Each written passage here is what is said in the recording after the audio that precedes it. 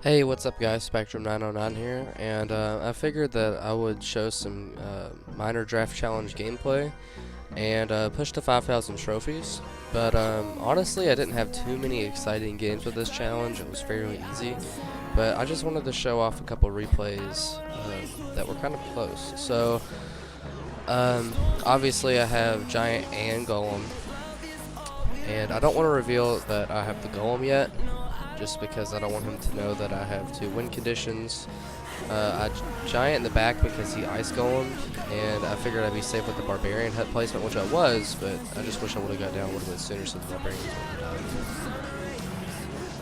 died. So here I was forced to Golem, tank the Dark Prince of Baby Dragon, so I can use the Goblins to clean up.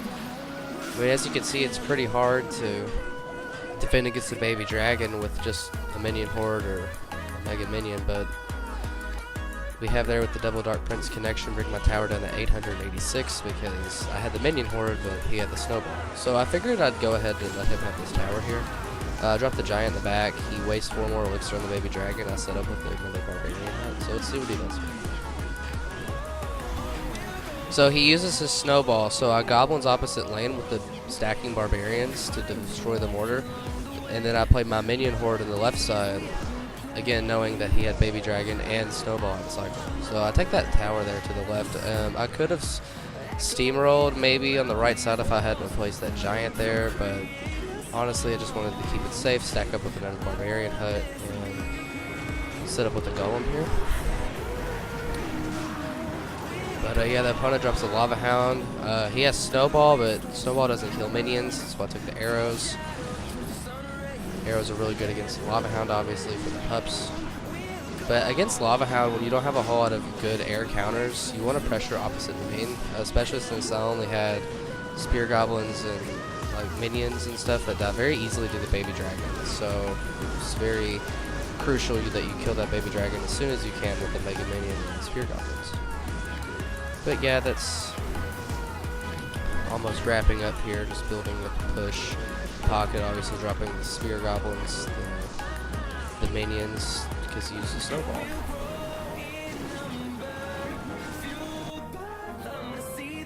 But yeah, that's pretty much it. Got this other replay right here.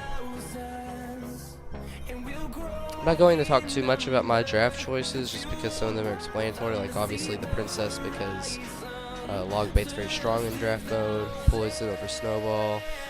The Miner, just in case he has Elixir Collector or something like that, just to get damage, typically if you don't have a win condition. But the opponent starts out with Battle Ram Wizard. It was kind of an awkward cycle there. I poisoned the Wizard first to get him down to 1 health, and then I tanked the Battle Ram with the Miner, and the Flying Machine cleaned up everything. But the opponent drops Ice Golem. Now here, I actually remember this matchup was kind of difficult with the Royal Recruits. So I kind of put a Flying Machine in the right side and used the Miner to protect the Princess on the left. You always want to protect your Princess, guys, especially if they don't have Log. Flying Machine cleans up that Wizard. Ice Golem was a little bit late.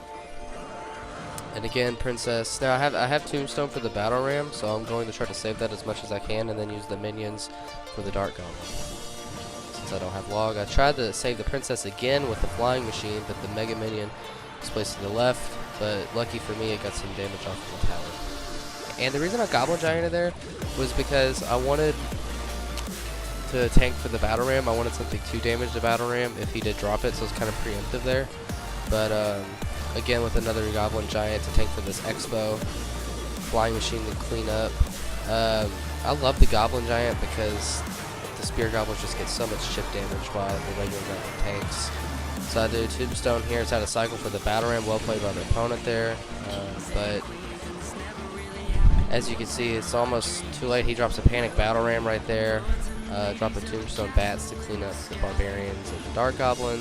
As soon as he defensive expos, I just know that it's game over. The Princess really clutch there, locking onto both the Expo and the Wizard. But yeah, all at this point, I just need the Poison Cycle. I probably could have got damage, you know, with a Miner or something, but might as well just play it safe, you know. And then, you know, obvious draft choices, going with a Golem over Lava Hound. Especially with my experience in draft, sometimes it's better, but if you don't know what the opponent has, it's better to just use Golem. So here it's kind of awkward. He starts out with the Lava Hound, and after I start out with the Princess, and then I kind of a peculiar play there. I used the Golem to kite the Mega Minion, so the Princess could chip on the Lava Hound and try to get some damage on the right side. But unfortunately, he has a Fisherman, which is going to activate the King Tower. And the reason I ignored this Lava Hound to the left side is because I have arrows, and I wanted to put enough elixir in the opposite lane to where he wouldn't completely take my tower. But I was prepared the tower trade there. Not afraid to do that with the Golem deck, obviously. Fisherman doing work against the mini P.E.K.K.A. But yeah, as you can see, we don't really have a whole lot of answers for this Lava Hound except for that Princess and those arrows. I mean, you could defensive freeze, but I don't like revealing that I have freeze until later. So obviously Golem at the bridge because he Lava Hounded in the back, and then the Fisherman right there was placed too early. Sorry about this fast speed. I had to do some commentary over this. I couldn't do commentary live because my audio messed up, so these are kind of afterthoughts of the match. But I like showing replays because it shows what's in my hand and I can explain my thought process. But anyway, we got a Fisherman to take care of the Princess. I put the mini P.E.K.K.A. and Miner at the bridge because I know he doesn't have anything in hand to take care of it. And yeah, I didn't even use the freeze that game. But those were some of my close replays there, and then I figured I would do some trophy pushing. So up against Sir Francis here, using my P.E.K.K.A. Bridge Spam deck with the Magic Archer. I like using the Magic Archer compared to the Electro Wizard. I am using both, but I like the Magic Archer because it doesn't matter what level the Fireball is, it's going to kill it. So the opponent battle rams in the back in response to my Bandit. If you're playing against a mirror match with a P.E.K.K.A. and someone Bandits in the back, it's always good to respond with a P.E.K.K.A. But Electro Wizard to clean up those Barbarians, and then his own Electro Wizard on the right side. He Bandits on the left, so I'll put down a Ram Rider to try to pressure. I don't zap those minions, instead I save up Elixir to try to kill the Bandit with the Dark Prince, because I know the tower will two-shot those minions and send them to 13. And then right here, I kind of zap, so I can get the Dark Prince to the tower, do some more chip. And I was going to just Bandit that Dark Prince, but since the opponent placed the Battle Ram, I figured it'd be easier to P.E.K.K.A. So at this point, I'm expecting him to have P.E.K.K.A. himself. So at this point, I would either Electro Wizard at the bridge or Magic Archer to try to chip on the tower as well. But we're kind of waiting to see what the opponent does. We don't want to go too aggressive in single Elixir time with this deck, even though he's a level 11. So yeah, as I was saying, Magic Archer, I tried to do opposite lane right there, but I was one tile too close. Typically, when you defend with the Magic Archer, you want to go opposite lane. The opponent drops a Bandit, so last second, I put the Dark Prince down so the Magic Archer can hit both of them. That's why I love the card so much. And then right here, I contemplate on throwing the Bandit down, but again, I don't want to be too aggressive. Sorry about that text message there. It's my friend Ethan. Alright, so trying to wait out here till double Elixir time to see what the opponent has for us. I'm pretty confident in this matchup just because I have the damage advantage, and I think the Ram Rider version is more superior to the Battle Ram version of P.E.K.K.A. Bridge Spam. But let's see what we do here. So I placed an Electro Wizard to try to take care of this Dark Prince and the Battle Ram, but I placed it a little bit too far to the right, so I'm forced the Dark Prince to the left. But that's okay because I can do some opposite lane pressure. So I put the Ram Rider and then the Poison. Very aggressive push, gets shut down by the P.E.K.K.A. That's why you don't want to overcommit in single Elixir, because if the opponent has a P.E.K.K.A., it's just going to be a bad day for you. So here, I have the Magic Archer to take care of that P.E.K.K.A. and while placing our own.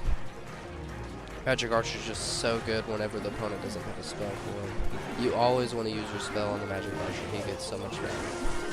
But again, I'm going to zap this Dark Prince so he doesn't get a charge off, and then I know that the Dark Prince will get the 360 splash onto the tower as well. So here I'm about 2 poisons away, but I'm just going to defend here. Kind of a misplay with the Ram Rider on that P.E.K.K.A. I should have put it to the middle. And then the opponent almost gets a Battle Ram connection on the right, but luckily I had the Electro Wizard, and then the Magic Archer again, cleaning up those Barbarians. I apologize for my commentary. I know it's not the best. Literally just I'm trying to make an excuse, but I just started YouTube, and it's a lot harder to talk while playing at the same time. So you can imagine how worse the commentating was before the audio came out. But anyway, we're gonna clean up here. Poison Cycle.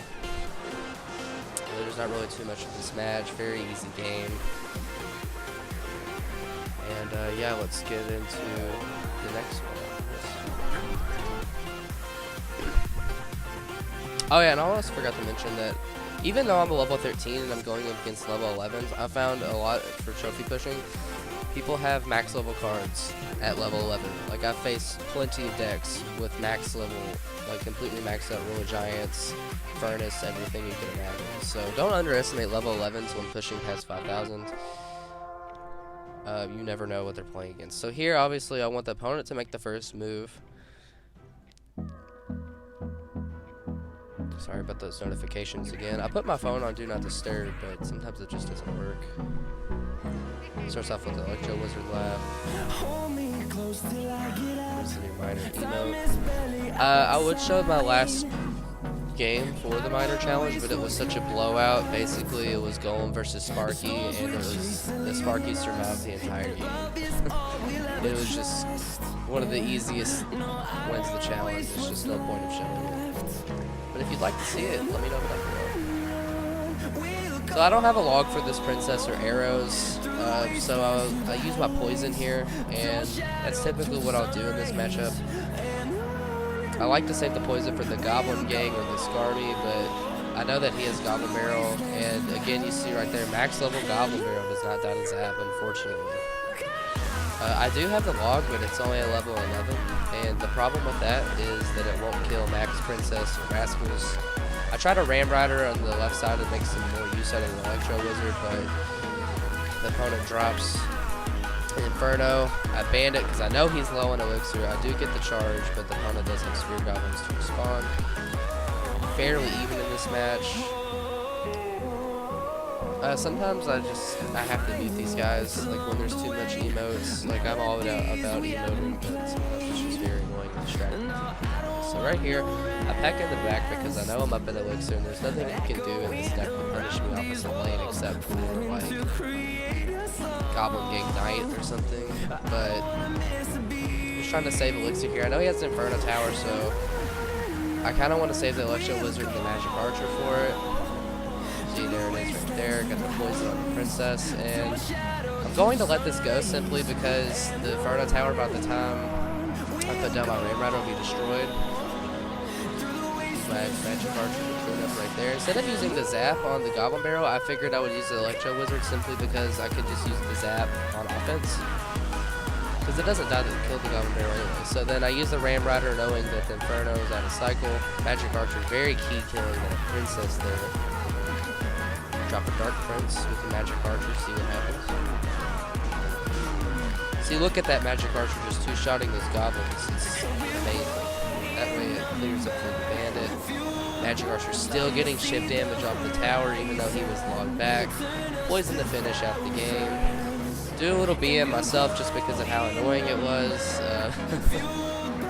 I can't stand when people BM before. But yeah, that's pretty much going to be it, guys. Again, I'm sorry for the sloppy commentary. I'll try to get better at it. And then, as you can see, I have 95,000 gold. I could upgrade my Ice Golem to max level, or let me just go my upgrades. I have a whole deck slot for everything I can upgrade here. So yeah, let me know in the comments, what should I upgrade down below? Very tempting on all of these cards. I was thinking about Tornado just because I have the Executioner to level 12, but Lightning at level 12 would be very helpful too. But yeah, just let me know down below what you think I should spend my gold on. Next video, I'll be trying to push some War and do some 2v2 with some viewers, but until then, I'll see you guys next time.